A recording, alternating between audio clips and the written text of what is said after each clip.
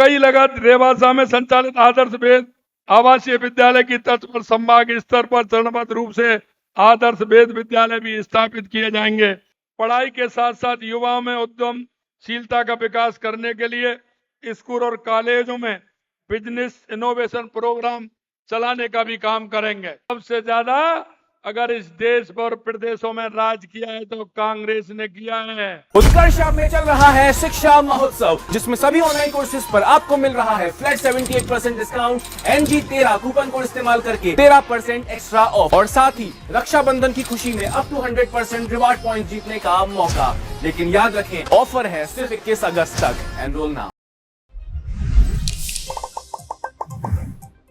कि आज सीकर अगर शिक्षा के क्षेत्र में आगे है तो इसमें पंडित हरिनाथ चतुर्वेदी जी का बहुत बड़ा योगदान है।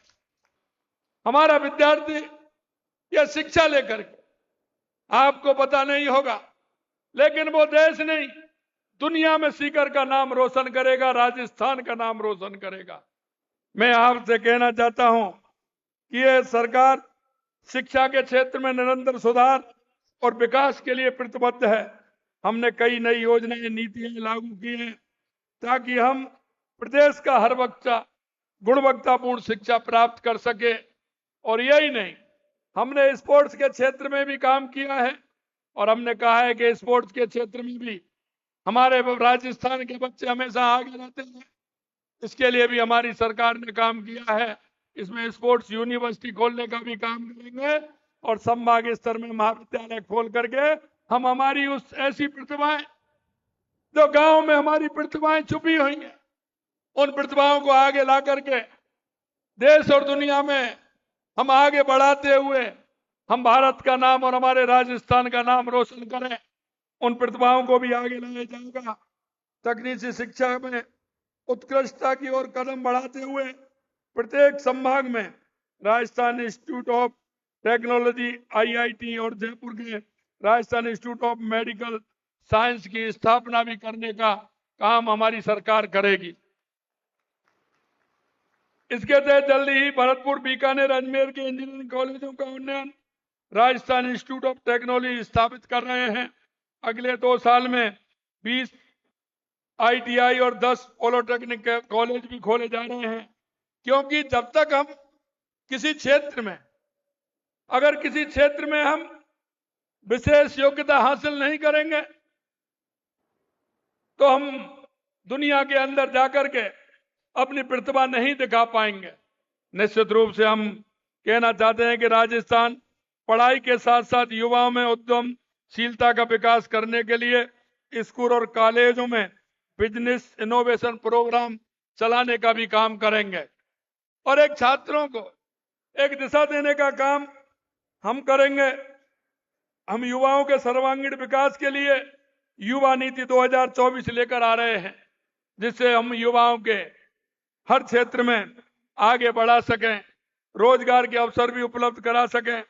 परीक्षाओं में पूर्ण पारदर्शिता सुनिश्चित करते हुए हम अगले 5 साल में 4 लाख भर्तियां करने के लिए कहा है। हम इस साल में 1 लाख भर्तियां करेंगे। हमारा वो किसान का बेटा वहां से कोचिंग करने के लिए आता है, पिताजी को भी विश्वास दिलाता है, छात्र के प्रति भी पिताजी में विश्वास होता है कि मेरा बेटा पढ़ता है, निश्चित रूप से आने वाली परीक्षा में वो पास होगा। लेकिन आपने देखा होगा पिछले 5 साल के कार्यकाल में जो आपने देखा, उस पिता के भी आंखों में आंसू और मेरे युवाओं की आंखों में भी आंसू लगातार देखते थे। आपने भी देखा होगा लगातार जिस तरह से पेपर लीक हो रहे थे और पेपर लीक में किस तरह की बातें आती थी, आप सभी ने देखा है। जनता के बीच में गए और हमने कहा था कि ये पेपर लीक जो हुआ है, हम इसकी SIT गठित करेंगे। हम किसी भी प्रकार से ऐसे लोगों को जिन्होंने युवाओं की आंखों में आंसू लाने का काम किया है, हम किसी भी कीमत पर नहीं बख्शेंगे। और आपने देख लिया 157 लोगों को गिरफ्तार किया है, 157 लोगों को। मैंने विधानसभा के अंदर भी कहा था, मैंने कहा सबसे ज्यादा अगर इस देश पर प्रदेशों में राज किया है तो कांग्रेस ने किया है। कांग्रेस के नेता बात करते हैं, लेकिन मैं कहना चाहता हूं कि उन्होंने हरियाणा सरकार से कभी बात की क्या? उन्होंने कभी केंद्र की में सरकार रही, उन्होंने यमुना जल का प्रयास किया क्या? भी आपने देखा होगा हरियाणा सरकार के हमारे पूर्व मुख्यमंत्री जब बजट दे रहे थे तो उन्होंने बजट में भाषण में भी विधानसभा हरियाणा के अंदर कहा है कि राजस्थान को हम 3 प्लान दे करके राजस्थान के सीकर, झुंझुनू और चूरू को पानी देने का काम करेंगे। जिस योजना का शिलान्यास मोदी जी करते हैं उसका उद्घाटन भी मोदी जी ही करेंगे। चाहे हमारी नर्मदा से लेकर के, चाहे हमारा माही डैम की सिंचाई की योजनाएं हो, चाहे देवास स्कीम हो, जो हमारा आधा पानी अरब सागर की तरफ जाता था, आधा हमारा इधर पानी आता था, लेकिन उसको भी रोक करके हमने उसमें भी टनल बना करके एनीकट लगा करके उस पानी को भी हमने इधर लिया है, जिससे उस पानी का उपयोग हम कर सकें। सभी मंदिर जो हमारे बड़े बड़े हैं, हमारे खाटू बाबा के लिए तो हमने स्पेशल कॉरिडोर बनाने के लिए, घनश्याम जी भाई साहब कह रहे थे 100 करोड़ रुपए, मैंने कहा ये तो पहला बजट है, 100 करोड़ रुपए का चिंता मत करिए।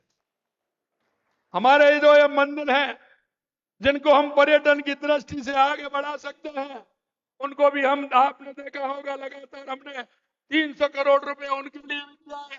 खाटू श्याम जी के लिए हमने 100 करोड़ रुपए दिया है।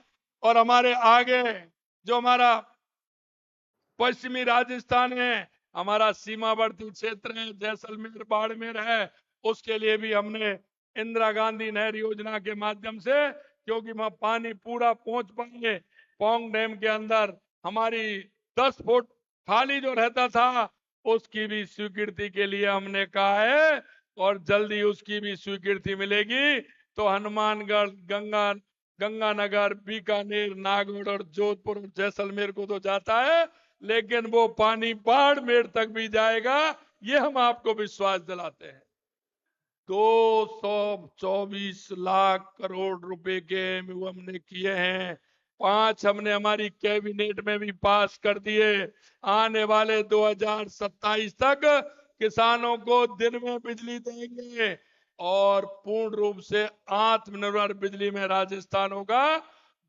बिजली खरीदेंगे नहीं, बिजली बेचने का काम राजस्थान करेगा, ये हम आपको विश्वास दिलाते हैं। ये 8 करोड़ जनता हमारी है। हमने कोई भी विधानसभा ऐसा नहीं छोड़ा जिसमें हमने बजट नहीं रखा हो। आपकी तरह नहीं है, कांग्रेस के लोग करते थे, कांग्रेस के विधायक होते थे वहां बजट देते थे, दूसरे विधायक होते थे वहां नहीं देते थे। हम आपसे कहना चाहते हैं, एक भी विधानसभा ऐसी नहीं होगी जिसमें हमने बजट नहीं दिया हो, क्योंकि हम 8 करोड़ राजस्थान की जनता के लिए काम करते हैं, आवाम के लिए हम काम करते हैं। हमारी सरकार ने बजट में सीकर विधानसभा क्षेत्र का पूरा ख्याल रखा है। 90 करोड़ रुपए की लागत से NH 52 रामू का पास से NH 8 कुडली बाईपास सड़क से संबंधित कार्य कराए जाएंगे। यही नहीं, धार्मिक स्थल शाकंभरी के विकास के भी कार्य कराए जाएंगे। शुद्ध एवं स्वच्छ प्राणवायु के लिए अर्बन ग्रीन लंग्स की महत्वता को ध्यान में रखते हुए सीकर के विभिन्न नगरीय क्षेत्र पौधारोपण और पार्क के विकास भी होंगे। सीकर की ITI में 3D printing, internet of things, fibre to home, technician, multimedia, animation आदि से संबंधित ट्रेडर आवश्यकता प्रारंभ किए जाएंगे। इस तरह के कई कार्य कई लगत रेवासा में संचालित आदर्श वेद आवासीय विद्यालय की तर्ज पर संभाग स्तर पर चरणबद्ध रूप से आदर्श वेद विद्यालय भी स्थापित किए जाएंगे। साथ ही वेद विद्यालय में कार्यरत अध्यापकों के मानदेय को 8,000 रुपए से बढ़ा करके 15,000 रुपए भी किया है। सीकर में विशेष न्याय मजिस्ट्रेट भ्रष्टाचार निरोधक एक्ट न्यायालय खोला जाएगा। स्वास्थ्य केंद्र माधोपुरा में हरिपुरा के भवन निर्माण का कार्य कराया जाएगा। मैं एक बार आप सभी को इस बात के लिए भी धन्यवाद देना चाहता हूं कि ये तो सीकर के लिए इतना काम है और आने वाले समय में सीकर, चूरू, झुंझुनू, शेखावाटी के लिए आने वाले समय में और भी काम यहां कराए जाएंगे।